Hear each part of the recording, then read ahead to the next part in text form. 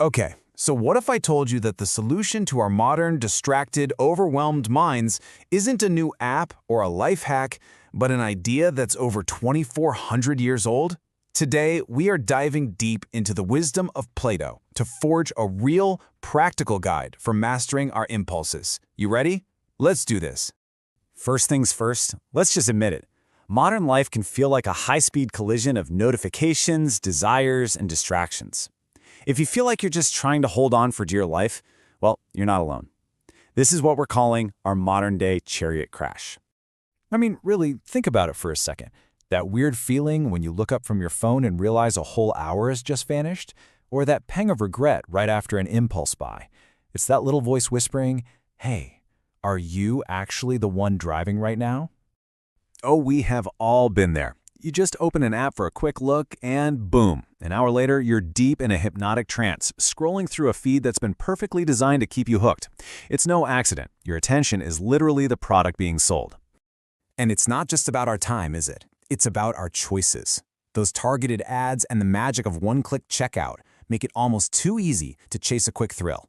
And it almost always comes at the expense of what we really want long-term. And then comes that familiar feeling. Ugh, why did I even buy that? So here's the bottom line. We're often just passengers caught in a dopamine trap. Our brains are wired for that instant hit of pleasure, that little reward. And our modern world has gotten incredibly good at exploiting that ancient wiring, leaving our rational side just kind of scratching its head, wondering what just happened. But what if there was a user manual for the human mind? A map for navigating this exact problem? Well, there is, and it was written thousands of years ago by the Greek philosopher Plato. He basically gave us the blueprint. At the very heart of his thinking is this brilliant, powerful metaphor, the chariot allegory. He wants you to picture your soul, your inner self, as a chariot.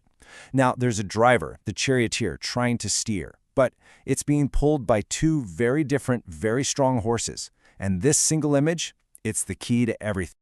All right, let's break this down. The charioteer, that's your reason. It's your logic, the part of you that makes plans and thinks about the future. Then you've got the horses. First, there's the noble horse. Think of this as your spirit, your ambition, your sense of honor, your drive to be better. And then you have the unruly horse. This is your appetite, all your raw cravings for junk food, for social media likes, for instant pleasure.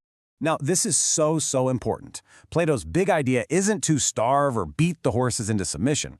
He knew that's a losing battle. No, the whole point is for the charioteer, your reason, to get both horses pulling together in the direction you actually want to go.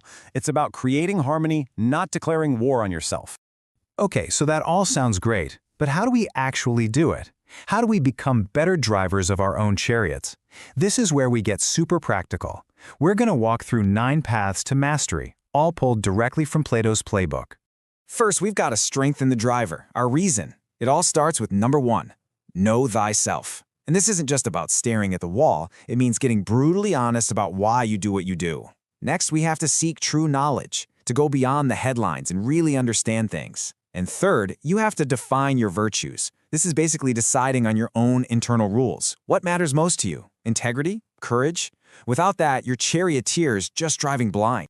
You know, Plato himself said it best. The first and greatest victory is to conquer yourself. He saw this whole inner struggle not as some chore, but as the most important, most noble fight you'll ever have. It's literally the fight to own your own life. Okay, next up, we have to train that noble horse, our spirit. We do this by cultivating courage. That means intentionally doing things that are uncomfortable but good for us.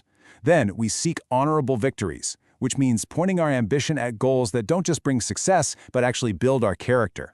And finally, we emulate role models. We find people we admire and study how they do it. This gives our ambition a positive direction to run in.